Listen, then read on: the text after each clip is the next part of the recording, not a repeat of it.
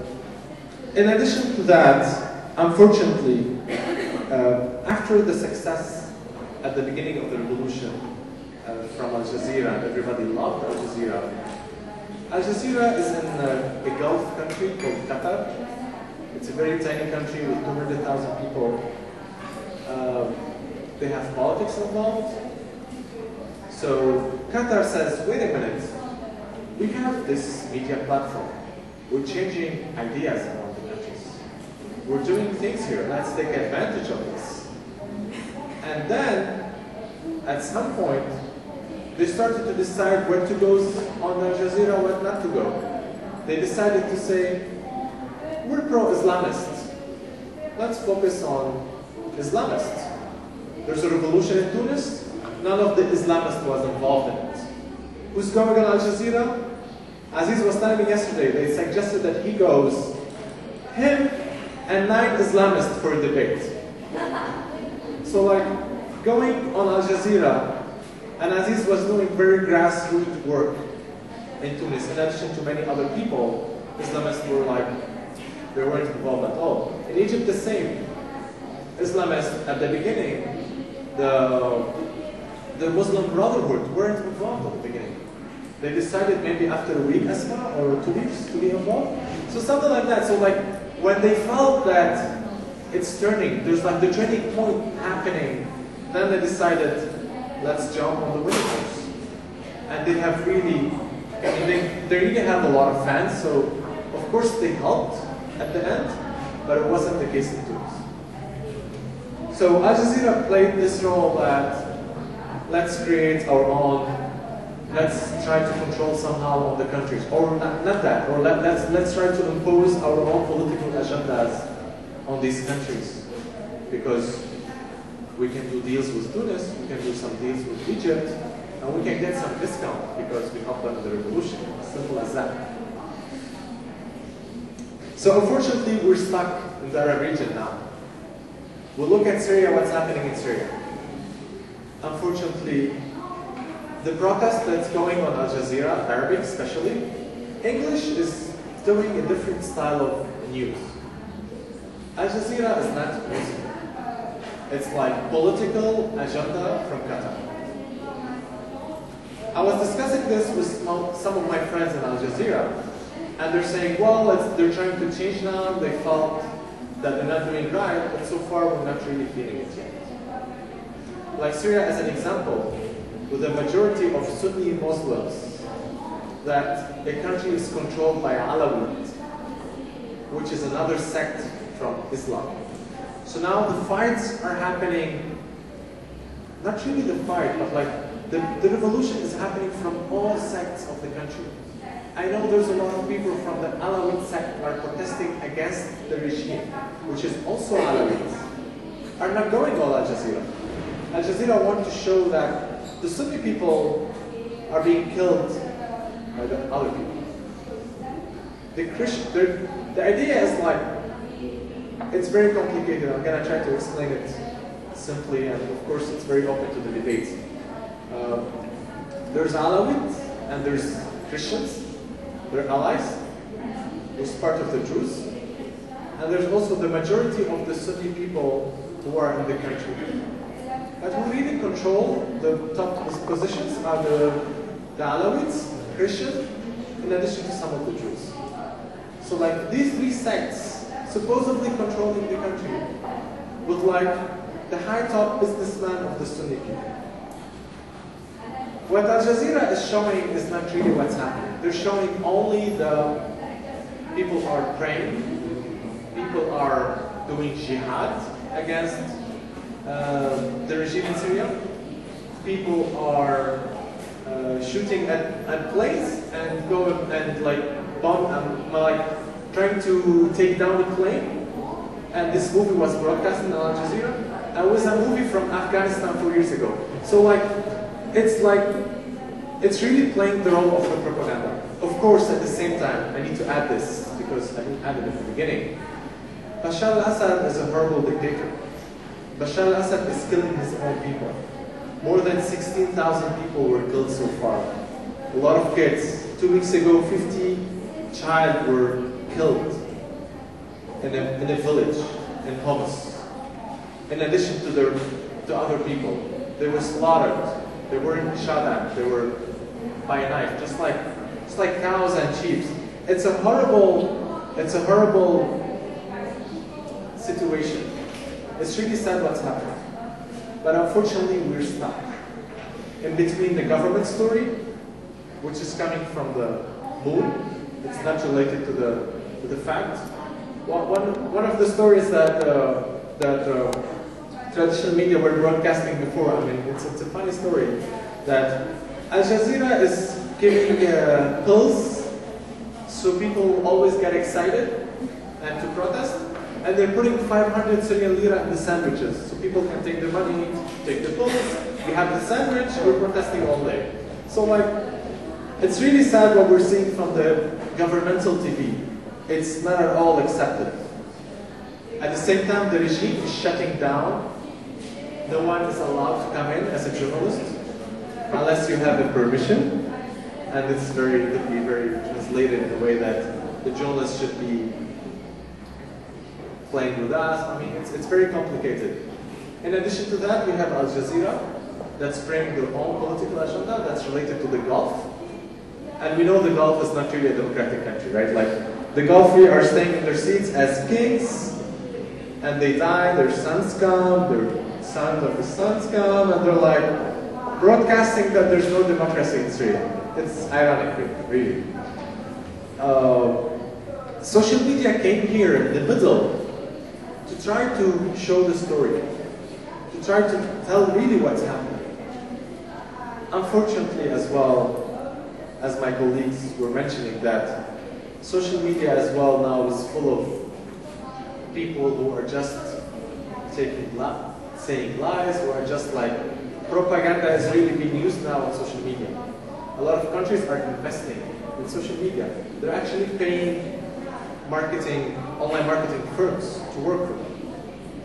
It was in Bahrain, it was as well in Syria, and as well it's in Israel, but that's a different story.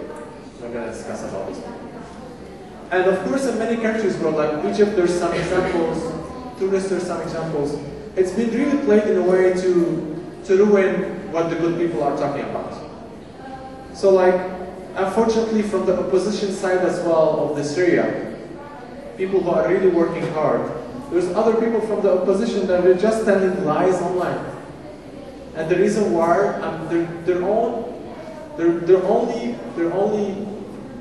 justification why they're saying lies on social media, it's because the regime as well is doing the same. Why not us as well doing it? So like, it's a game of lies online, and you need to find out, as a person who really somehow understands a little bit about Syria, what really goes, what really doesn't go. And it's not really easy. So like, social media is really a helpful tool. Social media is really supportive of the revolution. But the revolutions happened not because of social media. And that's the misconcept that a lot of Western media talk about. They go on the street of Egypt, they took a picture of an old guy who has a Facebook on his banner, and they said, oh my God, Facebook, look what they did, look at this old guy.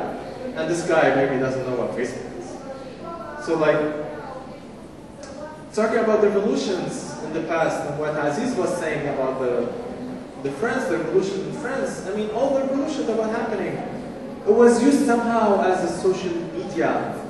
And social media is not really only related to internet, it could be related to horses, what Aziz was saying, it could be related to what was used in Iran in the 70s, which is the cassette, what was used in Manashir, like the papers that you can stick on the walls.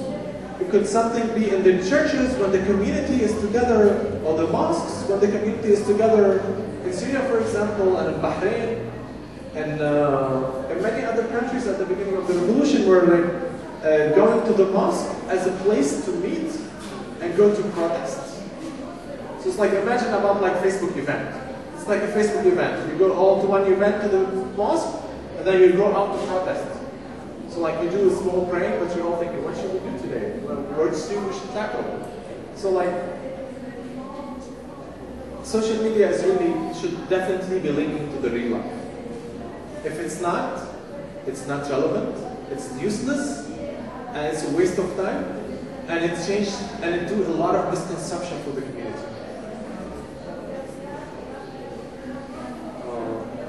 I think, is that enough? Yeah. When revolution took place in Georgia, I was not living here first, and second, I mean, it was not about social media. It was like taking place in the street.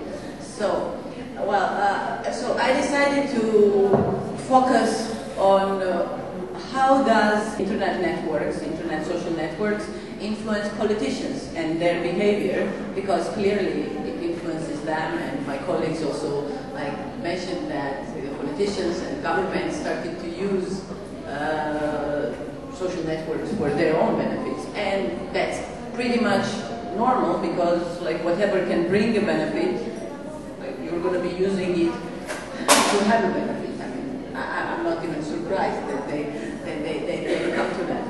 But before moving to this issue, I want to tell you a story. Several years ago, 5 or 6 years ago, I encountered a very nice young girl, married girl, from a village who was living here in Tbilisi suburb, with her husband, daughter, and her sister's family in a 2-room apartment. She had a problem. She told me her husband was having an affair. So we discussed, and it turned out that her husband was having a virtual affair. Apparently, they had managed to buy a computer, so he was spending lots of time on the computer chatting with a woman who was living in the United States, a Georgian woman. And well, she was very sad. Apparently, she did what she thought she had to do. She kicked him out.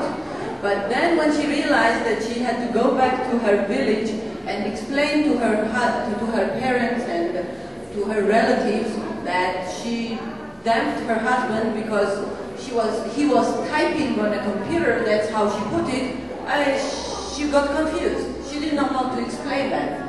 Well, it all sorted out. I mean, they spoke and they agreed that sometimes chatting could fall into a category of cheating, and they're living together happily since then, but for me, it was a sign that something is changing in this society, and this change is going to affect all the layers of our society, no matter whether they're in the town, like the urban population, or the mountain village, like this girl's parents were, because they had to find out what they had is an internet to find out what was the problem about.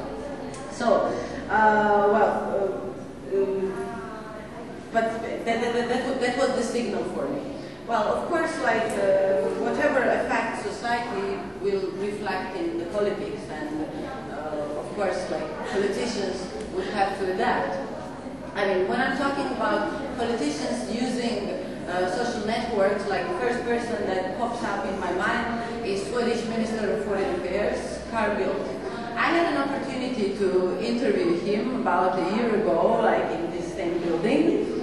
He was here for a day to open a new Swedish embassy, if I'm not mistaken, and he agreed on an interview, so I had 20 minutes or something like this. And I wanted to use my time very efficiently. By then I already knew he's very active on Twitter, so I went on his Twitter account, and actually I composed and I thought about my questions according to his tweets. And it was a very intimate experience, actually. It was a very strange experience for me as a journalist, because all the questions that I had before, I found answers there. Because, I'm a journalist. What interests me? I'm interested in the ongoing affairs. So this guy, he was posting about ongoing affairs, about Syria, about Arab Spring, about EU policy. So it helped me to go even further. It was when I was drafting questions, it was like having the conversation already, because I could follow his tweets.